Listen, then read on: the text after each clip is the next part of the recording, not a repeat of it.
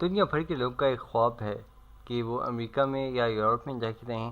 Europe کا ایک طرف، لیکن امریکہ کے بارے میں جو کچھ وہاں کے اپنے لوگوں نے بتایا ہے وہ آپ کو چونکا دینے کے لیے کافی ہے. وہاں کے اپنے لوگ، اندر کے لوگ ہمیں بتاتے ہیں کہ امریکہ کس کس قسم کی ٹیکٹکس استعمال کرتا رہا ہے دنیا کو کنٹرول کرنے کی، دنیا پہ راج کرنے کے لیے، اور اپنا راج، اپنی حکومت، اپنا اقتدار دنیا پہ قائم رکھنے کے لیے.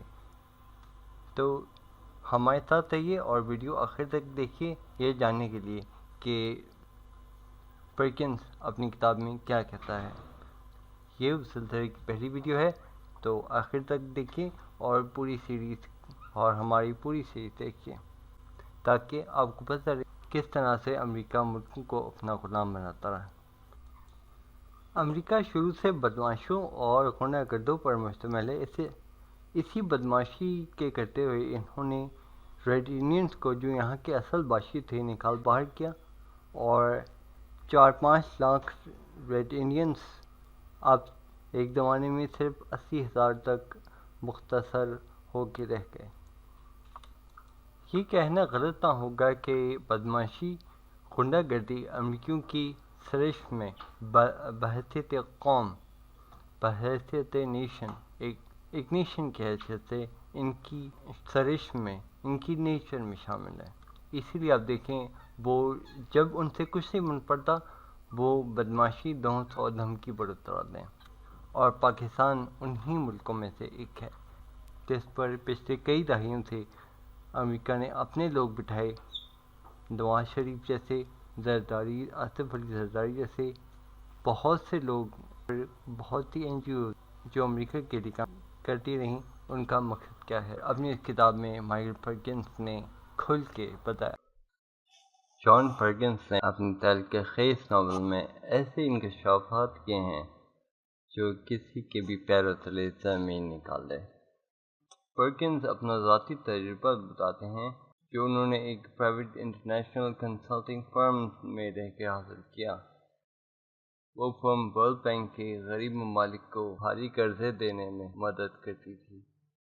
وہ بتاتے ہیں کہ کس طرح انہیں اس سسٹم میں شامل کیا گیا اور غریب ممالک کو چیٹ کر کے ان سے خربوں ڈالر ہتھیار لیتے ہیں. غریب ممالک کو چیٹ کر کے کس طرح کمپنیز ان ممالک کے خربوں ڈالر ہتھیار دیتی ہیں، جس کے نتیجے میں ان ممالک کو پہاڑ جیسے قرض تلے دبا دیا جاتا ہے، جس کی واپسی قدرتی ذخائر کو نکال کے دفاعی مدد یا سیاسی مدد دے کر ہی ممکن ہوتی ہے.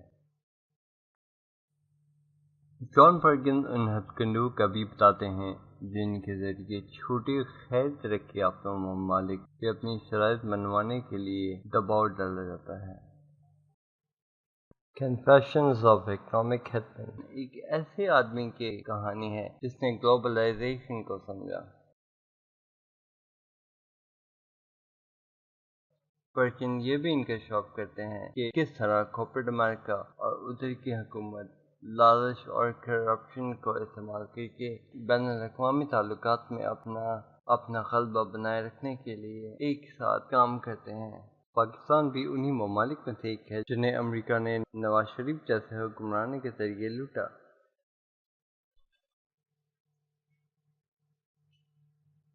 پاکستان پر نواز شریف اور اس سے پہلے ایسے حکمران مسلط کیا کہ جو اتنے قرضے لیتے تھے اور انہیں اتنے قرضوں کا عادی بنایا گیا جس کے نتیجے میں پاکستان ایک بھاری قرض تلے دب گیا. پاکستان کو اپنے اثاثے فروخت کرنے پڑ گئے اور ہم نے دیکھا کہ پاکستان کے پاس صرف ایٹم بم ایک رہ گیا تھا، باقی تمام اثاثے فروخت ہو گئے. تمام اثاثے قرض کے بدلے گروی رکھنے پڑ گئے. مزید برآں امریکہ نے اپنا اثر رسوخ بھی بڑھایا پاکستان میں. نتیجہ آپ کے سامنے. امریکہ کی حرکتیں دیکھتے ہوئے اگر اسے ایک بدماش ریاست کہا جائے تو یہ غلط نہ ہو.